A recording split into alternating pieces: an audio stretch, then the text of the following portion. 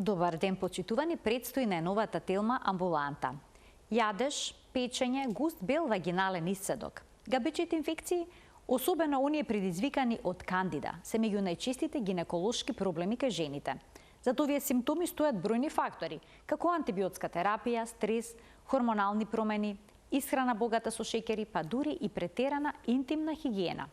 Зошто инфекцијата кај некои жени се повторува? Дали може да предизвика тегоби при мокрењето? Кога е потребна локална, а кога системска терапија? Како правилно да се одржува вагиналната флора? Сите овие прашања за женското интимно здравје денеска ќе ги упатиме на доктор Ирина Гошева, специјалист по гинекологија и акушерство. Останете на Тилма, а поставете и ваше прашање во програма.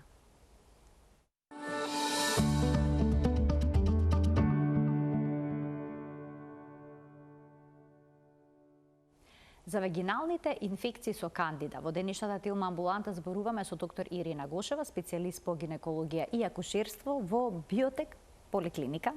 Добре ни дојдовте, докторке, во Тилма амбуланта и добар ден. Марија, мене ми е секогаш чест да сум гостин во вашата емисија во ова време на многу информации кои што се делимични, целосни, некогаш, но и голем дел на дезинформации кои што пациентките ги добиваат преку дел од социјалните мрежи, дел од интернет мрежите. Секогаш се добри ваквите контактни емисии за да може да гледачките, односно и пациентките, да добијат веродостојни информации за физиологијата, но и за патологијата. Така, оваа емисија верувам дека ќе биде исклучително корисна, бидејќи зборуваме за исклучително чест проблем кај жените. Најчестиот. Многу од нив се жалат дека имаат јадеж, пецкање, пржење во интимната регија. Што се случува со вагиналната флора и со вагиналната слузница при габичните инфекции? Значи, денеска ќе говориме за габичните инфекции и вагиналната флора, но тоа што најпрво сакам да кажам е дека тоа е најчестата причина заради која што пациентките се јавуваат на гинеколошки преглед. Тоа што треба сите жени да го знаат е дека вагиналната флора е еден екосистем составен од многу причинители, од кои што генерално 95% се добри, тие се лактобацилите, бактерии, кои што држат вагиналната средина со кисела pH. И затоа вагиналното pH е меѓу 4 и 4,5.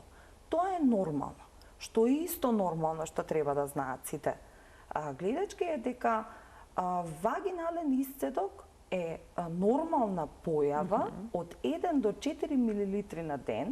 Тој флуктуира по конзистенција генерално во текот на менструалниот циклус, но секоја жена од пубертетот па се до крајот до менопаузалното доба се карактеризира со дневен вагинален исцедок од 1 до 4 мл, кој што е нормално да го има, но промена во бојата, конзистенцијата, волуменот и мирисот на вагиналниот исцедок треба да ја повика жената да се јави на гинеколошки преглед. Бидејќи денеска зборуваме за габичните инфекции, карактеристично за нив е дека главниот симптом им е чешање во гениталната регија, пропратено со густ, бел, без мирис исцедок. Тоа секако жената не треба да се само диагностицира дека има габична инфекција, а уште помалку дека да се само третира според протоколите на ChatGPT или на интернет што ќе ги најде. Напротив, треба да се јави на гинеколошки преглед за да се разграничи и диференцијално диагностички да се установи дали станува збор на вистина за габична инфекција или за сосема друг тип на нарушување кое што може да е пропратено со истите симптоми. А може ли бактериска инфекција да создаде ист вако вагинален исцедок? Генерално бактериските инфекции во гинекологијата се делат на сексуално преносливи и несексуално преносливи. Можат да бидат од комплетно асимптоматски и до симптоми кои што најчесто даваат мирис на вагиналниот исцедок, кој за разлика од нив кандидата го нема, и промената боја. Тоа е најчесто зеленкаст, жолтеникав или сивкасто-зеленкаст исцедок. Тоа што треба да го запомнат сите и дека секој суспектен контакт што го имале, незаштитен однос, пациентките, да знаат дека може да имаат и сексуално пренослива инфекција која што е во асимптоматска фаза. Да.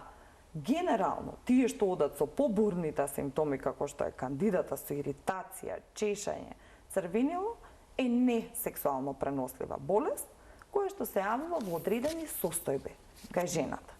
И како што веќе ги напоменавте и во најавата, многу убаво, е дека употребата на антибиотици може да даде, стресот може да даде, со локален пат на имунитетот, може и неправилниот начин на исхрана, зголемен внес на рафинирани шекери, но и подлежечки дијабетес мелитус неоткриен може да дава кандида. Ки ги разгледаме засебно сите ризик фактори, а може ли некоја жена да има вагинална инфекција со кандида, а при тоа да нема исцедок? Или пак да има некакви варијации во исцедокот, тој да не биде бел, густ, како урда?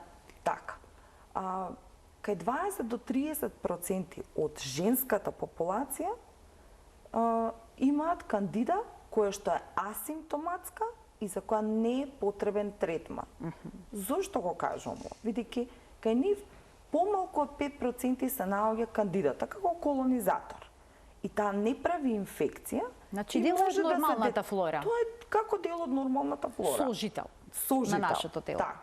И многу често жените се вознемируваат кога ќе видат на пап тестот кандида дека имале, они немале никакви симптоми, нормален вагинален исцедок и прашуваат дали е потребна терапија. Најпрво да разграничиме. Пап тестот е метод кој што се употребува за скрининг за цервикален карцином, не за детекција на вагинални инфекции. Тоа што стои како дополнителна графа е тоа што дополнително патолозите можат да го детектираат. Вагинална инфекција, без разлика дали е со кандида или со друга бактерија, која што може да спаѓа во групата на вагинози, како што се несексуално преносливи, но и сексуално преносливи, се диагностицираат на поинаков начин. За кандидата конкретно, и најчесто не е потребно да се прави култура, да се зимаат брисеви.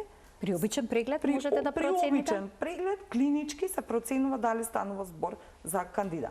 Тука секако ни е многу важна анамнезата да ни ја каже жената.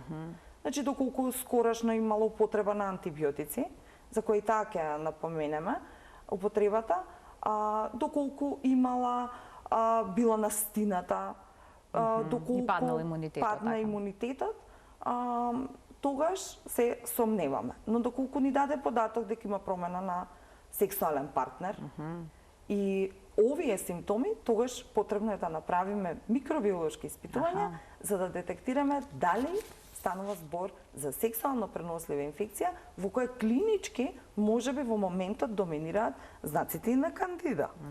А дали кандидата е заразна? Доколку жената има инфекција со кандида, може ли да го зарази незиниот партнер, кој што нема никакви симптоми и обратно? Најчесто не, но во одредени случаеви да. И тоа настанува кај парови, кај кои што двајцата се во одреден момент со понизок имунитет и може и кај партнерот да се јави кандида и тогаш ги третираме обата партнери. Но доколку партнерот е асимптоматски, а само жената има симптоми, тогаш ја третираме само жената, не и незиниот партнер, сексуален. Така. Значи, најчесто инфекциите со кандида албиканс потекнуваат од сопствената флора, така? Така. Сега, споменавте дека антибиотикот може да го поттикне растот на оваа габичка. Зошто? Служи како храна или се нарушува pH вредноста на вагиналната слузница? Антибиотиците, вагиналното pH се одржува со помош на лактобацилите. Тоа се една група на бактерии кои што природно постојат во вагината и идеално е да бидат во присутност од околу 90 до 95%. Што прават они? Они го претвараат гликогенот што постои во клетките, кој пак е условен од естрогенот кај жената. Гликогенот е само шекер, да шекерот, да, шекерот во клетките што постои го претвараат во млечна киселина.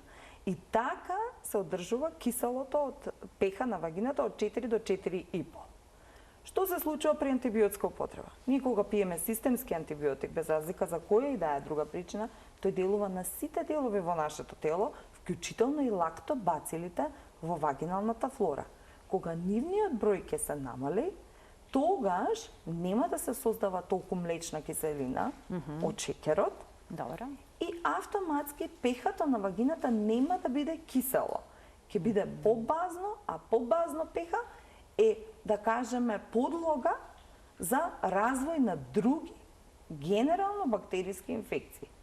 Зошто кажувам бактериски? Затоа што кандидата е многу acid resistant, значи многу е резистентна на киселата средина. Нејзе не пречи киселото пеха. За разлика од бактериите, кои што им пречи киселото пеха, значи не можат да се развиваат доколку е добро пехато, и затоа кога ќе падне пехато, односно кога употребуваме антибиотици, тогаш се развиваат група на бактерии, а тие бактерии може уз нив дополнително да се развие и кандидата. И тоа е еден од клиничките генерално главни показатели. Пациентите често ќе кажат да ми земете бриз. Значи има ситуации кога се зема бриз. А кога се прави пеха? Пехато е некогаш, најчесто поодлучувачки фактор за да знаеме дали станува збор за инфекција која што доминира кандида покрај клиничките знаци и симптоми на исцедокот и на вагиналните ѕидови и сводови, отколку кога би земале бриз. Значи тоа само е финансиски неоправдан трошок да се прави и нема потреба, особено кај жени, кај кои што анамнезата не ни укажува за некои дополнителни сексуално преносливи причинители. Брзо се прави тој тест за одредување на пеха вредноста? Тоа е 2 секунди тест. Тоа е едно мало стапче, како тракичка се пласира интравагинално и после 30 секунди се чита резултатот. Значи ние за пола минута знаеме за што станува збор. Според клиничкиот наод и све, за да можеме да дадеме и пехато, за да може да дадеме соодветен третман, односно најпрво да поставиме соодветна диагноза. Значи, генерално габичните инфекции се јавуваат, кандидата, вагиналната кандида, и при ниско пеха, односно во кисела средина. За разлика од габичната инфекција, бактериската вагиноза, каде што доминираат бактериски причинители, кои што се несексуално преносливи, тогаш се менува пехато и тогаш разликата е многу голема во третманот. Доколку станува збор за кандидиаза, односно за вулвовагинит со габично потекло, третманот е со антимикотици. Доколку станува збор за вагиноза, за таков тип на бактериска вагиноза, вагинит, кој што оди со побазно пеха, тогаш и сосема други поинаки клинички знаци, тогаш се третира со антибиотски третман. Значи, тука е многу важно да разграничиме, затоа што на кандидата кој дадеме антибиотик, дополнително ќе ја влошиме состојбата клинички кај жената. А од клиничките знаци, кои се кај жената? Покрај чешањето, се иритација, чувство на жарење и тој густ, бел, сирест исцедок кој што нема специфичен мирис. Ова покрај физичките тегоби прави дополнителни психолошки тегоби кај пациентката, доколку се јавува често. Ке предизвикува ли непријатност и болка при сексуални односи со партнерот? Дефинитивно, особено кај жената, но дури може да даде и тегоби при мокрење, дизурични тегоби, и никогаш тој, особено, например, кај девојчињата што се во пубертет, тој им е и прв најчест симптом кога имаат вагинална кандидиаза, а најчесто имаат заради употреба на антибиотици, но тука да ја спомнеме и обезноста, дебелината кај малите деца, девојчиња, кој што е еден од предиспонирачките фактори за да се јавува вагинална кандидиаза, и кај нив еден од почестите симптоми е проблеми при мокрењето. Че они имаат како чувство на пецкање, како чувство непријатност, како циститис? Малку, не толку, но слично како циститис, дури може кандидата таков симптом да даде. И пред се да напоменеме некритичната употреба на антибиотици, каде што ние веќе добивме известување од ФЗ, од Фондот за здравство на Македонија, дека имаме како држава една некритична употреба, преголема употреба на антибиотици за секакви причини, процената според параметрите од примарното здравство. За обични настинки се посегнува по антибиотик, ама еве компликации може да се јават дури и од гинеколошки аспект. Апсолутно. Значи, се повеќе науката, прво треба да имаме тенденција да го редуцираме давањето на антибиотици. Втора работа, пациентите исто така треба да знаат и да имаат малку доверба повеќе во системот, дека не секоја непрепишување на антибиотик значи нивно нелекување. Значи, не значи ако дојдат на лекар, без разлика за кој да е причини и во кој да е возрастно доба. Не значи дека ако не им е припишан антибиотик, дека не им е припишан соодветен третман. Тоа е една психологија која што мора да ја промениме од многу аспекти, но првиот и најважен е од здравствениот аспект, затоа што најважно е да не наштетуваме прво со терапијата. Тоа е и девизата во целата медицина. Примум non чаре, значи прво немој да наштетиш. Тоа е најважното и второто секако е и од финансискиот аспект. Ние буџетот ќе можеме да го заштедиме за огромни суми пари, доколку ја намалиме стапката на препишување на непотребни антибиотици, наместо тоа тој буџет ќе биде прераспределен соодветно за лица на кои на вистина им е неопходен медицински третман. Што е со жените кои што ќе имаат потреба од антибиотска терапија, а имаат чести епизоди на инфекции со кандида албиканс обично? Дали кај нив треба да се припише пробиотик? Тие прво пациентки треба поинаку да се евалуираат. Кај пациентка што има чести кандиди, вагинални инфекции со кандида, но и пропратно и често на стината за кој што е потребен антибиотик, значи прво кај таа жена треба да се работи на имунитетот. Има системско нарушување на имунитетот, кој што има и локална рефлексија. Значи тука прво треба да работиме да видиме зошто е таа причина. Дали е неправилна исхрана, недоволно вежбање, и кај нас дополнително да го напоменеме и загадениот воздух, кој што дополнително учествува во појавата на чести инфекции, најчесто респираторни, кои што повлекуваат низа на други несакани ефекти. Припишување на антибиотици, потоа појава на вагинални нус инфекции, тоа се кандидата, и се, но треба да видиме што станува збор кај таа жена и зошто е толку често болна, дали има друга подлежечка причина, дали може би има и автоимуна болест која што стои во позадина. Тука е многу важно тоа да се разграничи. Но, доколку станува збор за предходна кандидијаза, а сега адхок настинка која што ја има, со бактериска инфекција за која е потребен антибиотик, тука од исклучителна важност се пробиотиците. Пробиотиците се една тема во медицината, која што сега се уште се истражува нивниот ефект. Ние знаеме дека имаат поволен ефект, но се уште не знаеме колку и каков е тој поволниот ефект. Одредени рандомизирани студии се смета дека треба да даваме локален вагинален пробиотик кој што и постигнува далеко подобра концентрација и им помага на лактобацилите да се вратат во број многу повеќе отколку системскиот пробиотик. Да, зборуваме за вагиналните инфекции.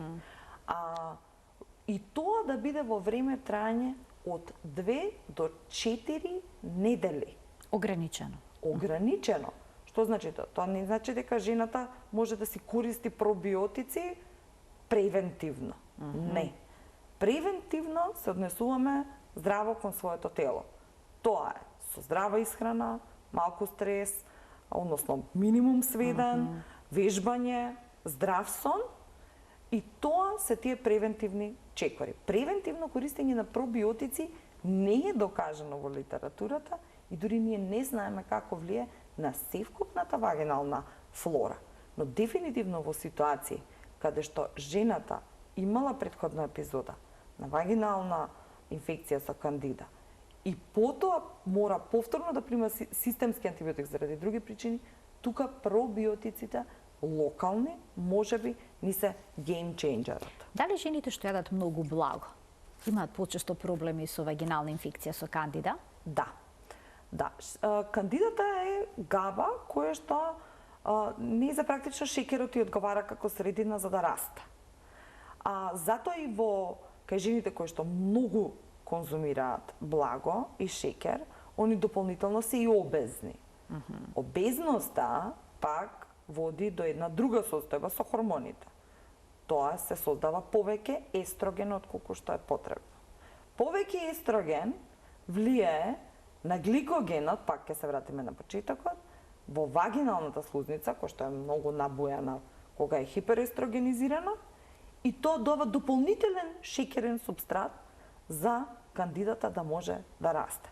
Значи, останете фит, бидете здрави и внимавајте на конзумирањето со рафинирани шеќери. Промената во исхраната може да го реши проблемот? Трајно?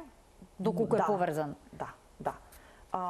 Сите жени треба да знаат дека медицината не е one pill fits all и затоа не може со едно апче сите да ги третираме без разлика на каков проблем имаат. Тоа што треба да повеќе да говориме е за превентивната медицина, како ние да не стигнуваме до чести вагинални инфекции или до системски инфекции. Првиот начин е да се редуцираат внесот на рафинирани, особено рафинирани шеќери. Да. Значи да се внесува балансирана исхрана. Дополнителни истражувања сега во поново време има дека микробиомот на цревата влијае на појава на сите, речиси сите болести во телото. А тој е врзан со типот на исхрана што ја внесуваме. Разноликоста на исхраната, присуство на влакна во исхраната и се. И ние колку да го занемаруваме ова, со нашата традиционална кујна, и се, ова е една многу важна работа, која што е превентивна за да не се создаваат чести инфекции. И ова особено важи за младите девојчиња во адолесцентниот период, кој што доста се повеќе имаме, гледаме како и обезност, но и нездрав начин на живот, и затоа е тука многу важно кај нив со време да превенираме и можеме да ги решиме проблемите со исхраната. Така. Ги споменавте и хормоните. Некои се жалат дека им се влошува состојбата со инфекцијата поврзана со кандида пред добивањето на менструално крварење. Па поврзани ли се менструалните циклуси и вагиналните инфекции со Сите хормонски флуктуации се поврзани особено со габичната вагинална инфекција. Превисоко ниво на естроген и прениско ниво на естроген влијае неповолно. Превисокото ниво на естроген сега го објаснивме пред малку. А тоа кога се јавува? Во состојбе на бременост, затоа е многу честа кандидата во бременост кај трудници, но и ни се јавува во периодите на пиковите во средината на менструалниот циклус и потоа кога ќе настане една хормонска турбуленција на неговиот пат, тука најчесто ни се јавуваат пред добивање неделата, пред добивање циклус се најинтензивни симптомите на кандида. Че тие се поврзани со хормонските флуктуации во телото. Но дополнително, од друга страна, тоа не е со хиперестрогенемијата, но и хипоестрогенемијата, односно нискиот естроген, исто така влијае неповолно, односно е како миле или подлога за развивање на вагинози, од кој што може да доминира генерално кандидата. Во перименопауза и менопауза се јавува тој проблем? Да. Кај повозрастните жени? Кај повозрастните жени. Тука, заради недостатокот на естроген, се истенчува вагиналната слузница, настанува една атрофија и севкупно природните механизми на одбрана и вагиналниот техот систем се менува. Пехато се зголемува, не е веќе кисело, што е еден вид на подлога за развој на инфекции во кој што може да се доразвие и кандидата.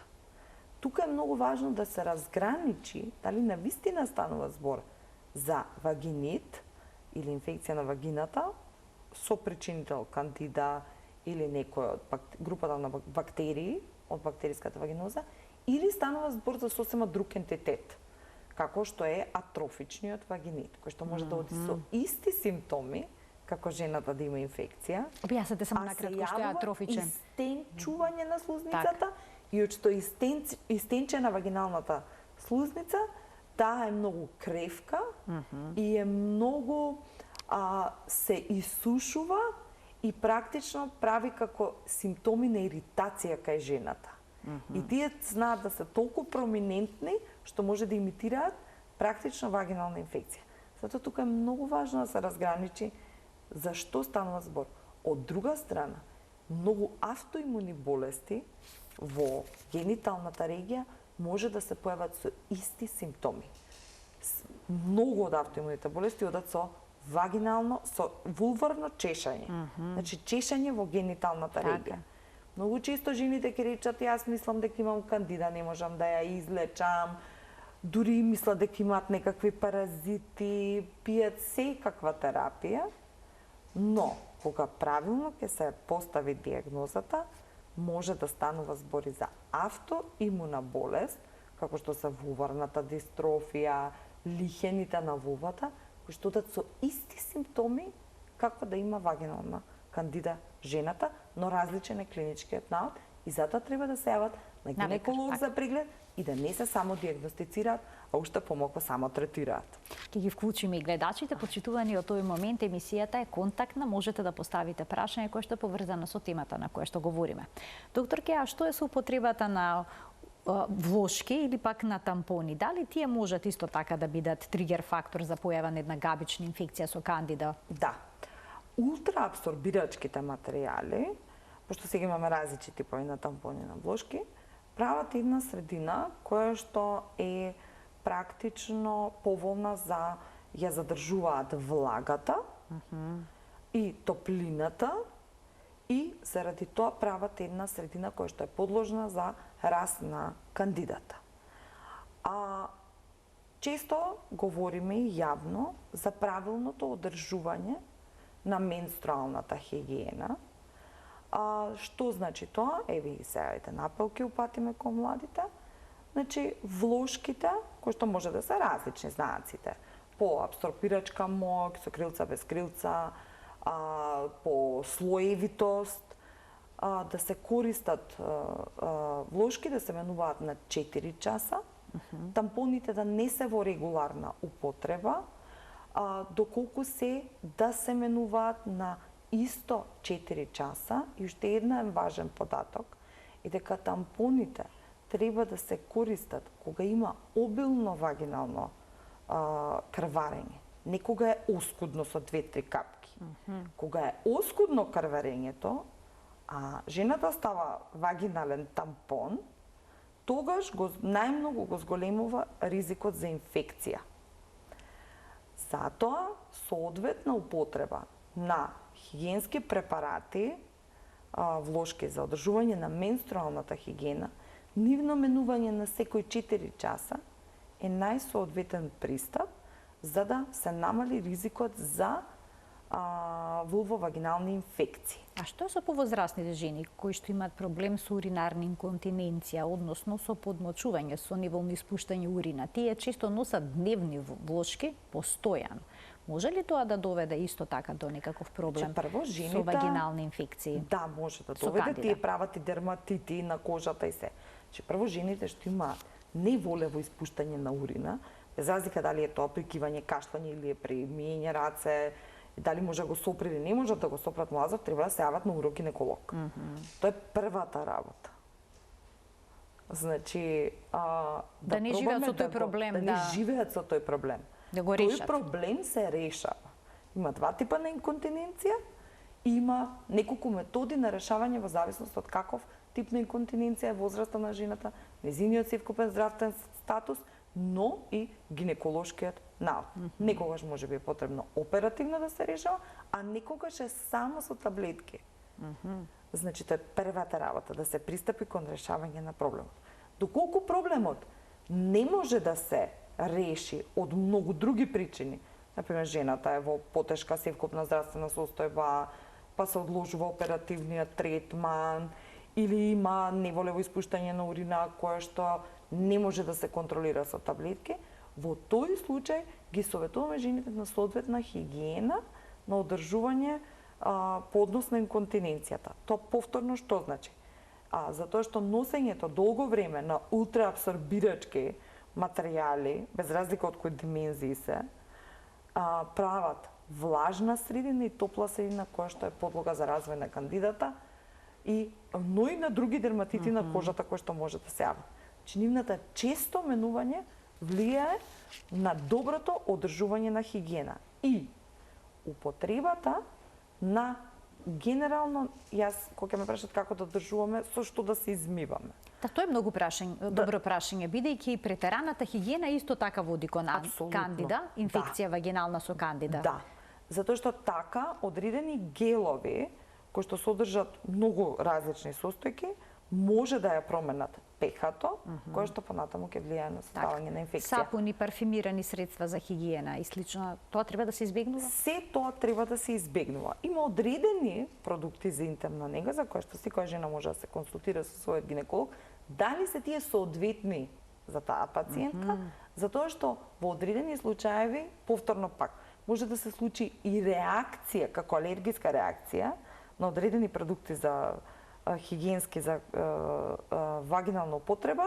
за надворешна генитална употреба уствари, и тогаш пациентките мислат дека имаат инфекција и имаат алергиска реакција на одредени продукти.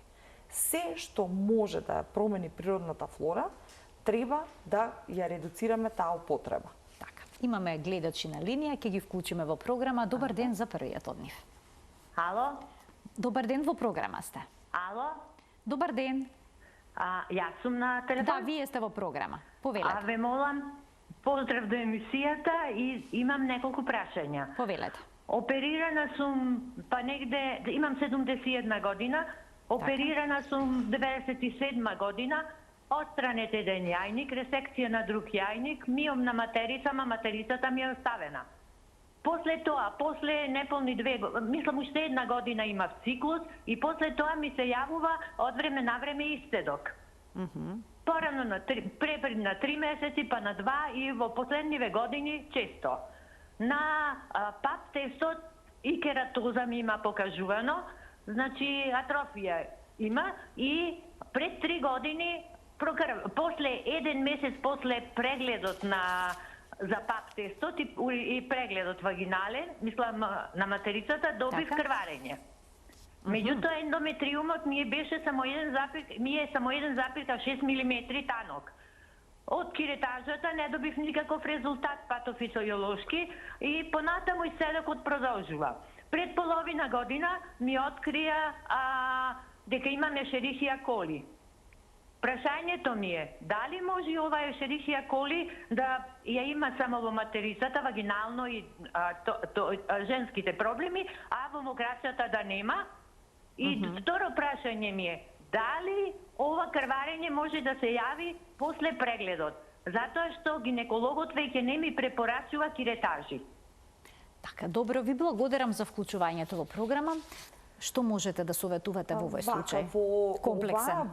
Да, овдека станува збор за повеќе ентитети од областа на гинекологијата, но со оглед на возраста на пациентката, во тој период од животот не би требало да има вагинален исцедок. Особено не пропратен со боја, со волумен поголем.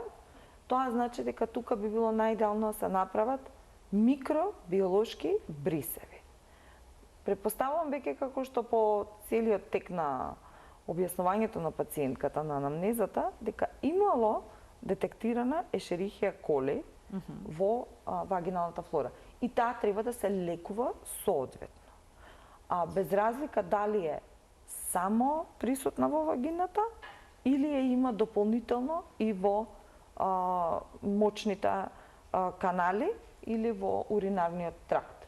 Без разлика дали ја имате или ја немате во бешиката, Ешерихија коли во вагината треба да се третира. Таа може да е еден од причинителите за исцедок на таа возраст, но тоа што треба дополнително да практично бидеме повнимателни е дека во таа возрастна група и други посериозни болести може да одат со таков тип на вагинален исцедок, а да не се поврзани со инфективни причини. Тука претпоставувам дека е исклучено тоа, бидејќи направен е соодветен гинеколошки преглед со добар пап тест и ендометриум, и да, оскудно крварење може да се појави после гинеколошкиот преглед, но тоа секако гинекологот што прегледува ќе каже на пациентката за да тоа не ја вознемирува, за затоа што најчесто во таа возрастна група слузницата, веќе објаснивме, е многу тенка и многу е кревка и подложна на лесни повреди. Дури највнимателен гинеколошки преглед со четката може да ја разрани слузницата и да направи едно крварење. Се разбира, тоа крварење е многу оскудно и точкасто после преглед. Доколку е пообилно крварење, треба да се бара друг тип на причинител за таквата состојба. Ќе вклучиме уште еден гледач. Добар ден. Добар ден. Повелете. На возраст сум од 77 години. На гинеколог редовно одам, така да проблеми нема од таа страна. Меѓутоа, сега у последно време пак отидов и ми вика испирање ностоп со жалфија, одмивање уствари да се прави. Тоа ќе допринесло за да имам подобра состојба. Ви благодарам многу. Така, значи ви интересира тие промивки и спирања со жалфија, дали се пожелни и навистина ќе доведат до подобро гинеколошко здравје. Ви благодарам за вклучувањето во програма. Што би можеле да советувате? Вака. Испирање вагинално не се советува во ниедна фаза од животот на жената. Значи, тоа е душинг и со каков е год да е препарат, не влијае поволно на вагиналната флора, без разлика во која фаза на животот е жената. Јас хербална медицина не работам, така да не можам да дадам соодветен одговор за жалфијата, но испирање вагинално внатре што е не се популарно и на советува, социјалните мрежи. Да, не се советува во ниеден случај и во ниедна фаза од животот на жената, без разлика дали е на 30, 50 или 70 години. Дополнително, доколку жената има атрофичен вагинит, кој што веќе го напоменав, тоа е истенчување, че нема хормони, веќе нема естроген, и може да имитира симптоми на вагинална инфекција, има други методи на третирање на истиот. Сосема друг тип на препарати кои што се користат, дури има интравагинален хиалурон, кој што може да помогне да се направи еден филм на слузницата, за да не биде толку кревка. Но испирањето со хербалните препарати е неиспитано во медицината и со непознати ефекти. Испирањето интравагинално со какви год да е препарати не се советува во ниеден период од животот на жената. Каква терапија се препорачува кај вагиналните инфекции со кандида? Во кој случај е доволно само крема или пак вагинални таблетки? Значи, се зависи од клиничката слика. Доколку станува збор за сериозна, тешка инфекција, која што се жали жената на тегоби, со интензивна иритација и чешање, и клиничкиот наод е во прилог на посериозна инфекција, тогаш пристапуваме и со орален третман на антимикотик, значи даваме една таблетка од 150 мг, кое што може тој третман и да се повторува на 72 часа во првата недела се до комплетно ерадицирање. Тоа се екстремно тешки случаеви, но при интензивна болест, клиничка болест, даваме и орална терапија со локална терапија. Локалната терапија е со антимикотици, тоа се вагиналети од групата на антимикотици, кои што се даваат, имаат различна милиграмажа и повторно се даваат во зависност од интензитетот на болеста. Дополнително, ако кај жената се јавуваат чести инфекции со кандида во текот на годината, повторувачки, тоа се вика рекурентна или повторувачка кандидијаза со повеќе од 4 епизоди годишно кај жената, тогаш пристапот малку исто го менуваме. Може да ни е даваме и вагиналети со борна киселина и исто така тука можеме да вклучиме и орални, односно системски антимикотици. Може ли да премине се тоа во една хронична состојба, па дури и кога ќе се стави под контрола и ќе се излекува, жената и понатаму да чувствува непријатност и симптоми? Да. има таква една група на пациентки, дури тоа толку ги има психолошки оптоварено што они се нонстоп со секојдневни влошки, хиперфокусирани на чувството што имаат, сензацијата долу. Сепак тука од исклучителна важност ни се пробиотици и создавањето на една добар вагинален екосистем со добар локален имунитет, за да може таа чувството на иритација жената полека да го нема. Тука ни се од исклучителна исто важност пробиотиците, но и севкупниот клинички неоти и севкупниот имунолошки статус кај жената. Што им советувате на жените кои што имаат хронични инфекции со кандида, хронична вагинална кандидијаза, ако не се лажам се нарекува? Да се јават на гинеколог и соодветно да бидат евалуирани и третирани, да се најде причината кај тие жени, зошто баш кај таа жена се водат повеќе од 4 епизоди годишно кандидијазна инфекција вагинална. Зошто баш кај неја? Дали може би има друга подлежечка причина? Дали може би има некој скриен диабет кај таа жена што треба да се третира? Некоја хронична болест. Некоја хронична друга болест. Автоимуно заболување. Тироидната жлезда може да направи апсолутно може да влие. Тироидната жлезда влие и индиректно преку флуктуациите на менструалниот циклус, кој што пак естрогенот влие директно на pH средината на вагиналната во вагиналната средина и флора, а со тоа директно ја менува и милието или подлогата за појава на вагинални инфекции. Значи, многу други системски болести може да влијаат на појавата на честа кандида, вагинална кандида. Но, тука не е важно затоа да ја процениме жената, нејзиниот севкупен здравствен статус, и потоа да видиме локалниот статус каков е. Некогаш станува збори за други типови, кандидата има неколку типови. На кандида 95% се од албинкас, но има и други подтипови, крусе и главрата, кои што може да се појавуваат и да прават тој тип на инфекција, иста како вагинална кандидијаза, а третманот кон нив е поспецифичен, тука пристапуваме повеќе со препарати на борна киселина, и севкупно пак треба да се јави на преглед за да биде соодветно евалуирана и така третирана. Советувате ли овие жени да избегнуваат, например, посета на базен? Бидејќи некој се жал дека по капењето во базен го имаат проблемот, или пак седење со влажен костим за капење летно време? Да, секоја влажна средина влијае на појавата на кандида.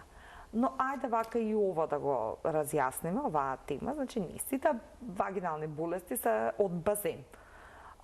Сите, често и сексуално преносливите, ги направивме дека се од базен преносливи и така натаму.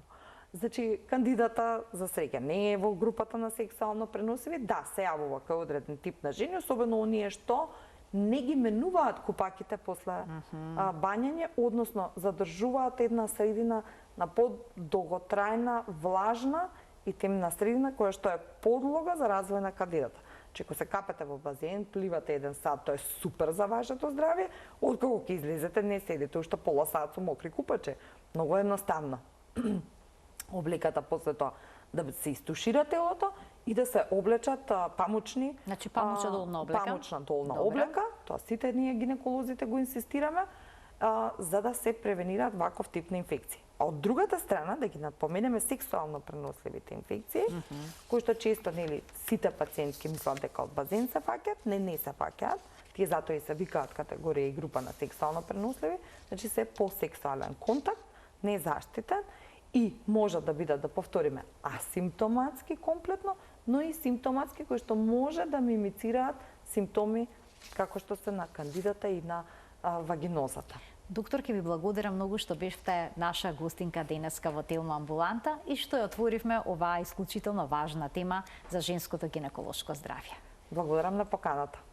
Почитувани, ова беше се во денешната емисија. Се гледаме секој работен ден на Телма. Пријатно.